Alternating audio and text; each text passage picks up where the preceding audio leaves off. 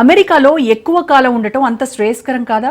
ఇల్లీగల్గా ఉన్నవారెవరు, లీగల్గా ఉంటున్నవారెవరనేది అక్కడి ఆగ్రహ శక్తులకు ఎలా తెలుస్తుంది?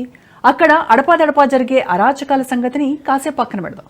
కానీ అమెరికాలో ఉండాలంటే కఠినమైన రూల్స్ అమల్లోకి తీసుకొస్తున్న ట్రంప్ వల్ల అక్కడ ఉండే విదేశీయులపై ద్వేషం పెరిగే ప్రమాదం లేదా? అక్కడి యూత్కు, అక్కడి నిరుద్యోగులకు ఇది ఎలాంటి సంకేతాలు అందిస్తుంది? అమెరికాలో ఏం జరగబోతుందో ప్రధాని మోడీ ఇదివరకే అంచనా వేశారా? కఠినమైన పరిస్థితులు రాబోతున్నాయి అని హెచ్చరించడం దేనికి సంకేతం? ఇప్పుడు కూడా కొంతమంది మేధావులు, విశ్లేషకులు ట్రంప్ మీద ద్వేషం వెళ్లగక్కుతూ రేపేదో అద్భుతం జరగబోతోంది, అంతా సర్దుకుంటుంది, ఈ ఇబ్బందులన్నీ తాత్కాలికమే అని కామెంట్స్ చేయడం, చాలామంది ఎన్ఆర్ఐలు అదే నిజమని భ్రమిస్తే అప్పుడు నష్టపోయేదెవరు? చేతులు కాలేక ఆకులు పట్టుకుంటే ఏం లాభం? అమెరికా ఎన్ఆర్ఐలకు కాలం చెల్లిపోయిందా? బర్త్ రైట్ సిటిజన్షిప్ ఎత్తేయడంతో విధ్వంసమాగుతుందా?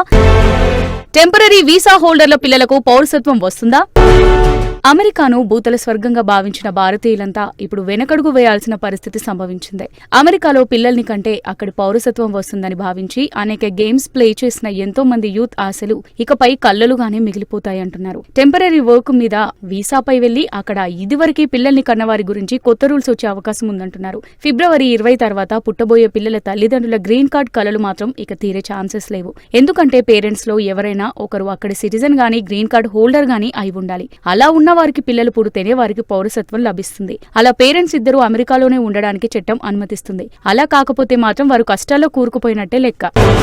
మరోవైపు కంపెనీ వీసాలను గణనీయంగా కుదించే ప్రక్రియ రాబోతుంది. వారంతా అమెరికాలోనే ఉండలేరు. వారి వీసా రెగ్యులేట్ అయ్యే సవాలే ఉత్పన్నం కాదు. అలాంటప్పుడు వారు ఎక్కడికి వెళ్లాలి? అంతేకాదు, ఇప్పటికే అమెరికాలో తమ హక్కులను, అవకాశాలను భారత్ వంటి ఆసియా దేశాల ప్రజలు కొల్లగొడుతున్నారన్న ఫీలింగ్ అక్కడి ప్రజల్లో తీవ్రంగా ఉంది.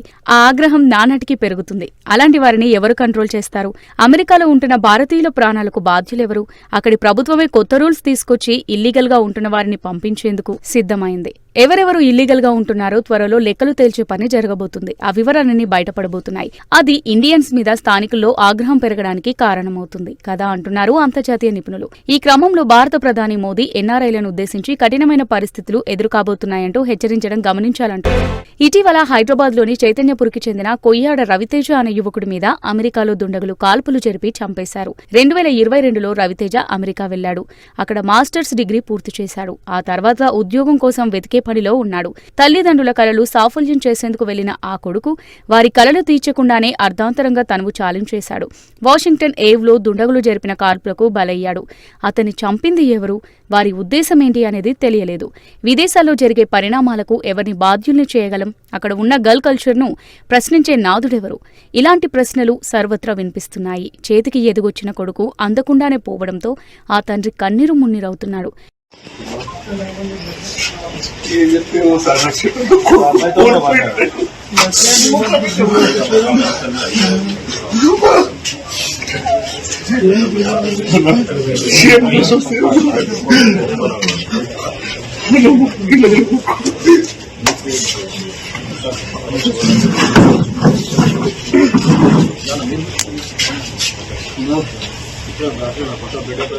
మరోవైపు 2 నెలల క్రితం కూడా ఇలాంటి ఘటనే మరొకటి జరిగింది.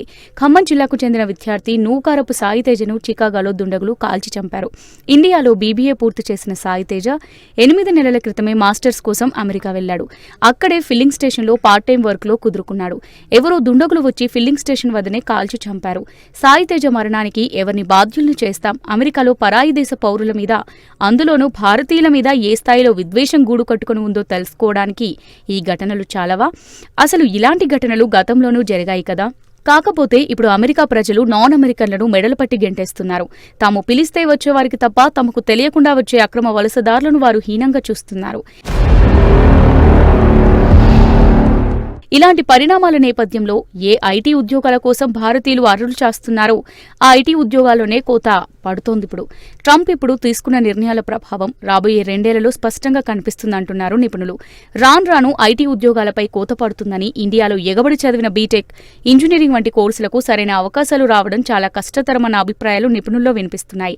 వివిధ దేశాలతో మోదీ చేసుకుంటున్న ఒప్పందాలు, ఇమిగ్రేషన్ ఒడంబడికల ఫలితంగా ఆయా దేశాలన్నీ స్థానిక మానవ వనరులకే పెద్దపీట వేస్తాయని అభిప్రాయాలు బలంగా వినిపిస్తున్నాయి. ఇప్పటికే కెనడా వీసాల మీద నిబంధనలు కఠినతరం చేసింది. విదేశీయులకు ఇచ్చే పర్మిట్లను సంఖ్యను గణనీయంగా తగ్గించేసింది. ఇప్పుడు అమెరికా నుంచి సెగ తగులుతుంది. ఇంగ్లాండ్కు వెళ్లి స్థిరపడాలని కోరుకునే వారి సంఖ్య గణనీయంగా పడిపోతుంది. ట్రంప్ తీసుకుంటున్న తాజా నిర్ణయాలతో యూరోపియన్ దేశాల్లోనూ మార్పులు తథ్యమంటున్నారు. ఈ క్రమంలో అమెరికాలో ఉండే భారతీయులు ఇకపై భారత్కు రావడమే చాలా ఉత్తమమని అంతర్జాతీయ నిపుణులు చెబుతున్నారు.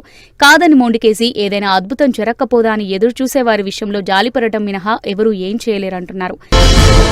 భారత్లో ప్రధాన మీడియా సంస్థలు కూడా ట్రంప్ గెలుపును ఇప్పటికీ జీర్ణించుకోలేకపోతున్నాయని, రాబోయే పరిణామాలను అర్థం చేసుకోకుండా తప్పంతా ట్రంప్దే అన్న రీతిలో వార్తా కథనాలు వండుతూ అమాయక ప్రజల్ని, ఎన్ఆర్ఐ విద్యార్థుల పేరెంట్స్ ను గందరగోళానికి గురిచేస్తున్నాయనే అభిప్రాయాలు వినిపిస్తున్నాయి. బతుకుంటే బలుసాకు తినొచ్చనే సామెతను గుర్తు చేసుకుని భారత్కు రావడమే ఉత్తమం అన్న వ్యాఖ్యలు వినిపిస్తున్నాయి. అయితే ఎంతో శ్రమ కూర్చి ఎన్నో రుణాలు తీసుకొచ్చి అమెరికాకు వెళ్తే మళ్లీ అక్కడి నుంచి తాము అర్ధాంతరంగా వస్తే తమ కుటుంబాల పరిస్థితి ఏంటన్న అనుమానాలు కూడా సహేతుకమే అనే అభిప్రాయాలున్నాయి. అయితే అధికారికంగా వెళ్లిన వారికి ఎలాంటి డోకా ఉండదని ట్రంప్ ఇప్పటికే భరోసా ఇవ్వడం గమనార్హం. ఎటొచ్చి ఇల్లీగల్ ఇమ్మిగ్రెంట్స్ పరిస్థితే కష్టాల్లో కూరుకుపోతుంది అంటున్నారు. అయితే అలాంటి ఇల్లీగల్ ఇమ్మిగ్రెంట్స్ కోసం కూడా మోదీ ఓ సరికొత్త ఒప్పందం కుదుర్చుకున్నారని తెలుస్తుంది. కానీ అది ఏకమొత్తంలో కాక తొలి దఫాలో మాత్రం 18,000 అక్రమ వలసదారులను వెనక్కి రప్పించేందుకు కసరత్తు జరుగుతోందట.